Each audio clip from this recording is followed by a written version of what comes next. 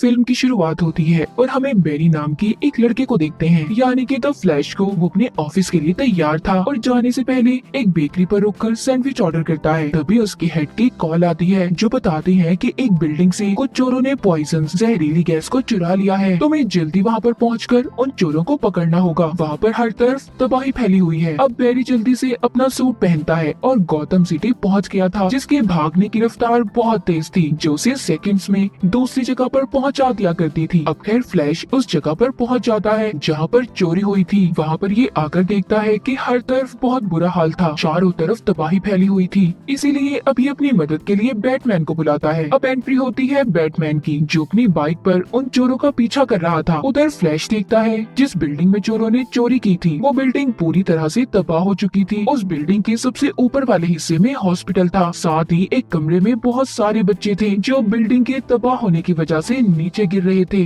लेकिन फ्लैश अपनी super speed और पावर का इस्तेमाल करके सभी बच्चों को बचाने की कोशिश कर रहा था। यहाँ पर उसकी बैटरी भी लो हो जाती है। तभी उसने हवा में सब कुछ रोक दिया था और एक माइक्रोवेव से कुछ चीजें निकाल कर खाता है, कुछ फ्रिज से खाता है, जिसके बाद उसकी बैटरी चार्ज हो गई थी। अब वो सभी बच्चों को एक एक करके बचाता है। सभी की उसने एक लाइन बना दी थी और फिर बड़े ही आराम से सभी बच्चों को पकड़कर सही सलामत नीचे उतार लेता है। इसके बाद हमें बैटमैन दिखाया जाता है जो उन चोरों का अब तक पीछा कर रहा था। वो अपनी बाइक को टक्कर मार के उन चोरों की गाड़ी के ऊपर चढ़ गया था। अब उन सभी को मार मार के गाड़ी से बाहर निकाल देता है। अब इन्हीं के साथ लड़ाई करते हुए वो उस गाड़ी समेत उस चोर के साथ पुल से नीचे गिर जाता है जिसके पास पॉइजन जहरीली गैस थी। बैटमैन और वो चोर पुल से लटके हुए थे। तभी यहाँ पर आती है वंडर वुमन, जिसने अपनी रस्सी फेंककर बैटमैन और उस चोर को बचा लिया था। उधर फ्लैश ने भी सबकी जान को बचा लिया था और फिर जिसके बाद उन चोरों को पुलिस के हवाले कर दिया जाता है। इसके बाद बेरी यानी कि फ्लैश दोबारा उसी बेकरी में जाता है और अपने लिए सैंडविच लेकर ऑफिस आ गया था, जहाँ पर उसको बॉस से अब बहुत डांट पड़ती है क्योंकि वो लेट हो गया था। मगर खैर वो ऑफिस में अपना काम पूरा करता है और फिर जिसके बाद उसकी मुलाकात होती है अपनी एक पुरानी दोस्त से जो कि एक वकील थी। वो फ्लैश यानी कि बेरी से कहती है कि मैं तुम्हारे डैड के केस पर काम कर रही हूँ और मुझे इस बात का बहुत दुख है कि मैं उन्हें नहीं बचा सकती क्योंकि सारे सबूत तुम्हारे डैड के खिलाफ हैं। सबका यही कहना है कि तुम्हारे डैड ने तुम्हारी मॉम को मार दिया था। कल वो अदालत में पेश होंगी और मुझे लगता है उन्हें सजाए मौत हो जाएगी। ये बात सुनकर बेरी को गुस्सा जाता है क्योंकि वो जानता था कि उसकी मॉम को उसके डैड ने नहीं मारा। अब रात को बेरी दोबारा से अपना द फ्लैश का सूट पहनता है और अपने पुराने घर के सामने जाकर खड़ा हो गया था और उस दिन को याद करने लगता है जिस दिन उसकी मॉम की मौत हुई थी। दरअसल उस दिन हुआ ये था कि उसकी मॉम खाने में कुछ नया बनाने वाली थी। जब वो मार्केट से सामान लेने गई तो वो टोमेटो केचप भूल आई थी और फिर जिसे लेने वो बेरी के डैड को भेजती है क्योंकि टोमेटो केचप उस रेसिपी के लिए बहुत जरूरी था। अब बेरी के डैड टोमेटो केचप लेने मार्केट चले गए और बेरी खुद अपने कमरे में आ गया था। कुछ देर के बाद बेरी को अपनी मॉम के चिल्लाने की आवाज आई। जब उसने बाहर आकर देखा तो उनके घर में चोर आ गए थे जो बेरी की मॉम को चाकू मारकर वहाँ से भाग जाते हैं, पर साथ ही वहाँ पर उसके डैड भी आ गए थे मगर चाकू लगने की वजह से उसकी मॉम की मौत हो गई। तभी उधर पुलिस भी आ जाती है जिन्हें देखकर ये लग रहा था कि बेरी की मॉम को बेरी के डैड ने मारा है क्योंकि उस वक्त उसकी मॉम के पास उसके डैड बैठे थे और यही वजह थी। पुलिस उन्हें पकड़कर अपने साथ ले गई।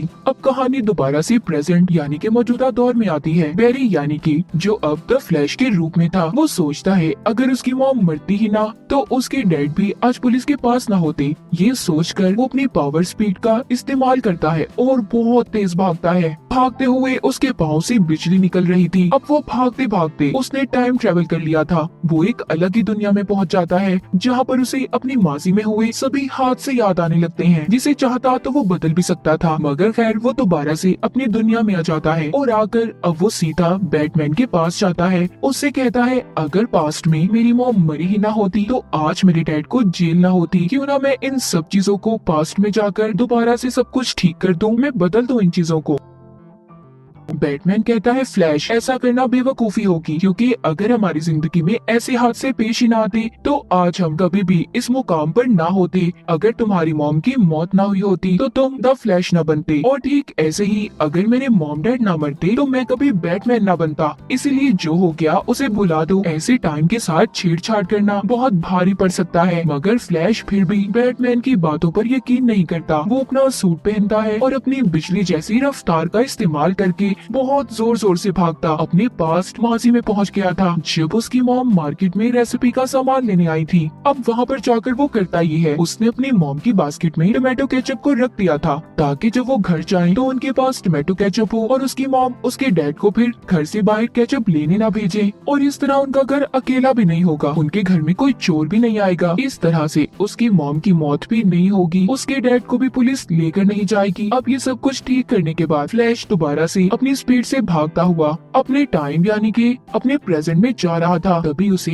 एक अजीब सा आदमी मुक्का मारता है और फिर जिसके बाद फ्लैश अपने ऐसे टाइम में चला गया था जब वो 18 साल का था। वहाँ पर पहुंचकर वो अपने घर जाता है और अपने मॉम डैड से मिलकर बहुत खुश होता है। उसे लग रहा था कि उसने अपनी मॉम के पास्ट में जाकर सब कुछ ठीक कर दिया है, मगर तभी वो खिड़की से देखता है इस टाइम का बैरी अपने घर आ रहा था। अब मैं यहाँ पर आपको इन दोनों बैरी के बारे में बता दूं। प्रेजेंट के बैरी को हम बैरी 1 कहेंगे, जबकि इस टाइम के बैरी को जो 18 साल का है उसे बैरी 2 कहकर बुलाएंगे। यहाँ पर बैरी 1 बैरी 2 को साइड पर ले जाता है और कहता है मैं तुम्हारा फ्यूचर हूँ। तभी उसे पता चलता है कि आज वो दिन था जब बैरी को द फ्लैश बनने की पावर ताकतें मिली थी। आज का दिन बहुत खास है, यानी कि आज तुम्हें पावर्स मिलने वाली है और हर हाल में तुम्हें उन पावर्स उन ताकतों को हासिल करना होगा। अगर तुमने ऐसा ना किया तो मैं भी कभी भी अपनी दुनिया में वापस नहीं जा पाऊंगा। इसके बाद अब बैरी 1 बैरी 2 को लेकर उस जगह पर पहुंच जाता है जहां पर उसे द फ्लैश बनने की पावर्स मिली थी। वो दरअसल एक लैब था। यहाँ पर बैरी 2 बहुत ज्यादा डरा हुआ था। बैरी 1 उसको एक कुर्सी पर बिठाता है और तभी खिड़की से जोरदार कड़कड़ाती चमकती हुई बिजली बैरी 1 के अंदर से गुजरते हुए बैरी 2 में आ गई थी, जिसका मतलब ये था कि बैरी 2 को द फ्लैश बनने की पावर्स मिल गई थी। मगर बैरी 1 ने अपनी सारी पावर्स को खो दिया था, जिस वजह से अब वो अपने टाइम यानी कि अपने प्रेजेंट में भी वापस नहीं जा सकता था। वहीं पर दूसरी तरफ हम इसी टाइम लाइन यानी कि पास्ट वाले बैरी 2 को देखते हैं, जो अपनी पावर्स अपनी ताकतें हासिल करने के बाद इतना खुश था कि सड़कों पर यहाँ वहाँ भागने लगता है। उसने अभी सही तरह से द फ्लैश की पावर्स को जाना ही नहीं था कि उसके भागने से कितनी तबाही हो सकती है। वहाँ पर रोड्स पर बहुत से एक्सीडेंट्स भी हो जाते हैं। बैरी 1 बैरी 2 को समझाता है कि तुम्हें अपनी पावर्स पर काबू पाना होगा। जिसके बाद वहाँ पर दोनों की नजर टीवी पर पड़ती है, जिसमें जनरल जॉर्ड बता रहा था कि एक सुपर हीरो यहाँ तुम्हारी दुनिया में है, अगर तुमने उसे मुझे वापस न दिया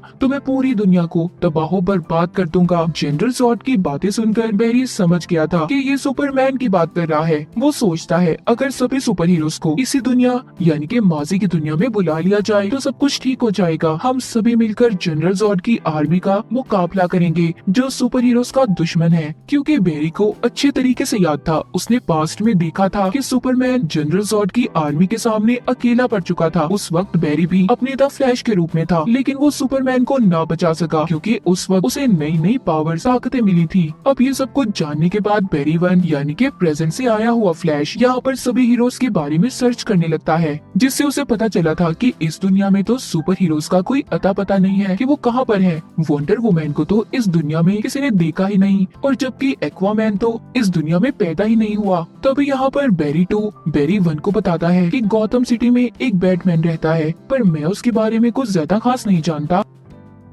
अब ये उसे वहाँ पर अपने साथ ले गया था, जहाँ पर जाकर बैरी 1 एक बहुत पुराने बैटमैन से मिलता है और उससे सुपरमैन के बारे में पूछता है। बैटमैन बताता है बहुत सालों पहले एक एलियन बच्चा एक पॉट में जमीन पर आकर गिरा था, मगर साइबेरिया की एक क्रिमिनल टीम उसे उठाकर ले गई और मुझे लगता है इस दुनिया का वो ही सुपरमैन है। ये सुनकर बैरी कहता है तो फिर तो हमें किसी भी हाल में उसे बचाना होगा, क्योंकि जनरल जॉर्ड जमीन पर आ गया है। अगर उसे रोका ना गया तो वो पूरी दुनिया को बर्बाद कर देगा और सुपरमैन के बिना तो हम जॉर्ड को भी नहीं हरा सकते। अब ये तीनों बैटमैन को लेकर उसके बैट स्पेस में बैठकर उस फैसिलिटी तक पहुंच जाते हैं जहां पर सुपरमैन को कैद किया गया था। उधर पहुंचने के बाद अब ये वहां पर सबको एक एक करके मार रहे थे। बैरी 1 ने अपने द फ्लैश का सूट बैरी 2 को दे दिया था, क्योंकि इस वक्त पावर्स इस दुनिया की बैरी 2 के पास थी। वहाँ पर सभी सोल्जर्स फ्लैश को मारने वाले थे। उसके सामने बैरी 1 आ जाता है, मगर इस दुनिया के फ्लैश यानी कि बैरी 2 ने प्रेजेंट के बैरी को बचा लिया था। बैरी की हालत यहाँ यहाँ पर बहुत खराब थी, उसे उल्टी आने लगती हैं। तभी यहाँ पर एंट्री लेता है बैटमैन। उसने एक एक करके सभी सोल्जर्स को मार दिया था। फिर अब ये तीनों उस जगह पर जाते हैं जहाँ पर सुपरमैन को रखा हुआ था। जब ये अंदर जाकर देखते हैं तो उधर कोई सुपरमैन नहीं था बल्कि एक लड़की थी। ये तीनों से देखकर बहुत हैरान थे। तभी वहाँ पर लाल रंग की रोशनी चलती है और सायरन बजने लगे थे।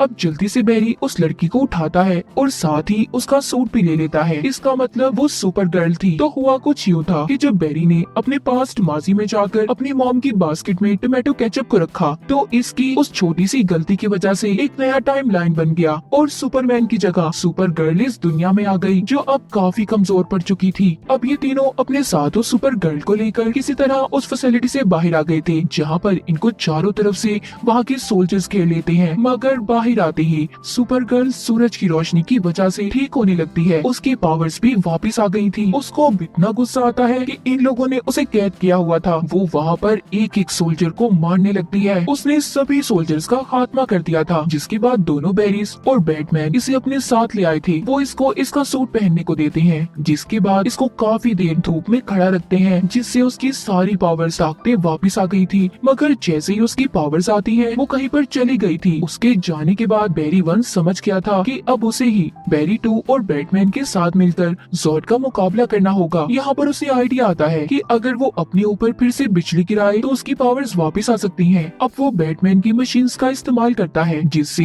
अब ऐसा करने से उसकी पावर्स तो वापस नहीं आती मगर वो बहुत ज्यादा जख्मी हो गया था। उधर दूसरी तरफ सुपर गर्ल देखती है कि ज़ॉर्ड की आर्मी ने इस दुनिया के लोगों पर हमला कर दिया है। वो खुद भी जमीन पर आ चुका है। इसीलिए वो इन सबको रोकने के लिए द फ्लैश और बैटमैन की मदद लेना चाहती थी। अब जब वो बैटमैन के पास जाती है तो देखती है उधर बैरी जख्मी हालत में है। उसे जब पता चलता है कि बैरी की पावर्स एक जोरदार बिजली का झटका लगने से वापस आ जाएंगी तो अब सुपर गर्ल उसे बेहोशी की हालत में उठाकर उड़ती हुई आसमान की ऊंचाइयों में ले जाती है जहाँ पर उसे जोरदार झटका लगता है और उसकी सारी पावर्स अब वापस आ गई थी। बैरी 2 भी उसे द फ्लैश का सूट वापस कर देता है। फिर वो बैटमैन के एक पुराने सूट पर लाल रंग का पेंट करके अपने लिए भी एक सूट बना लिया था। अब ये सभी मिलकर ज़ॉर्ड का मुकाबला करने के लिए तैयार थे। ये सब अब शहर में तबाही को रोकने के लिए निकल जाते हैं जिसमें सुपर गर्ल ज़ॉर्ड के सभी स्पेसशिप्स को अपनी पावर से तबाह कर रही थी जबकि दोनों द फ्लैश मिलकर बैटमैन के साथ ज़ॉर्ड की आर्मी को मार रहे थे। अब सुपर गर्ल ज़ॉर्ड के साथ एक लंबी लड़ाई लड़ती है। दोनों एक दूसरे पर भारी पड़ रहे थे। Super girl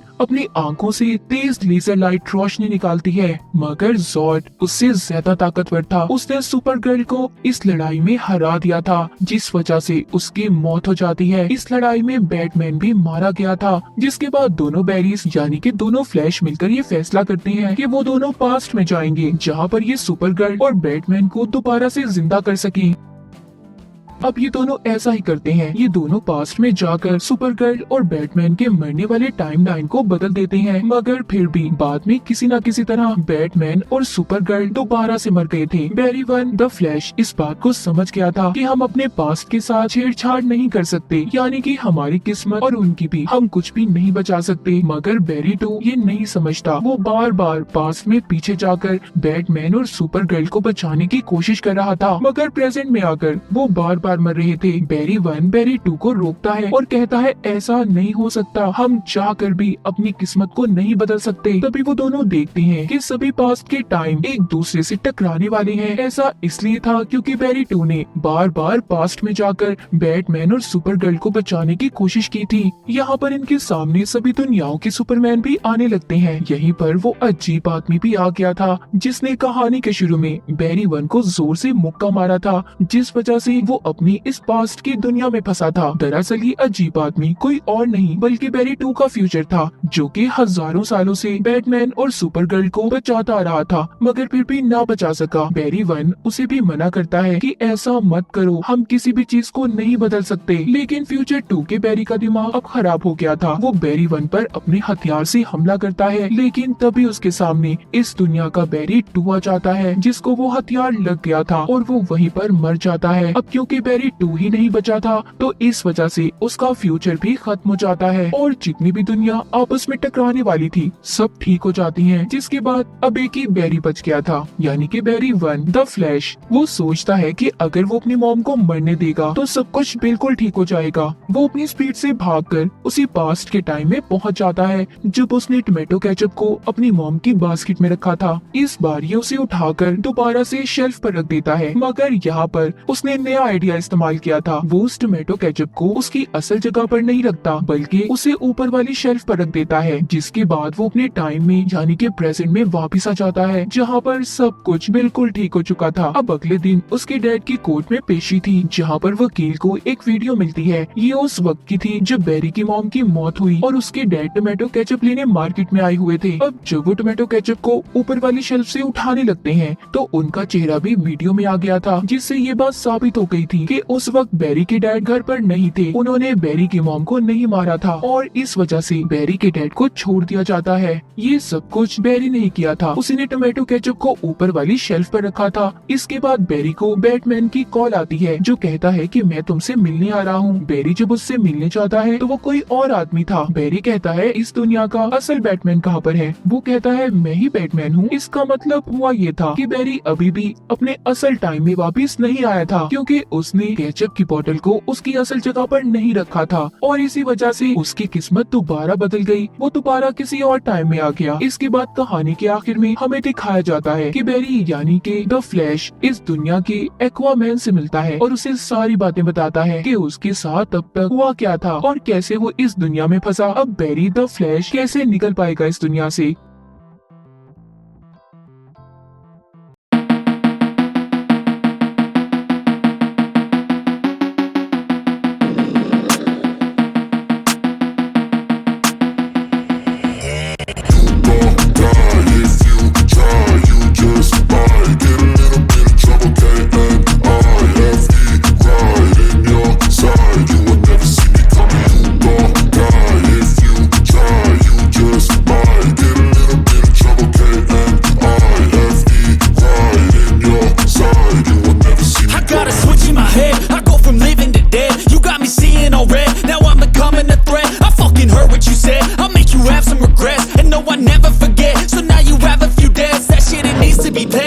Some sort of pain, you caused a permanent stain, which has determined your fate.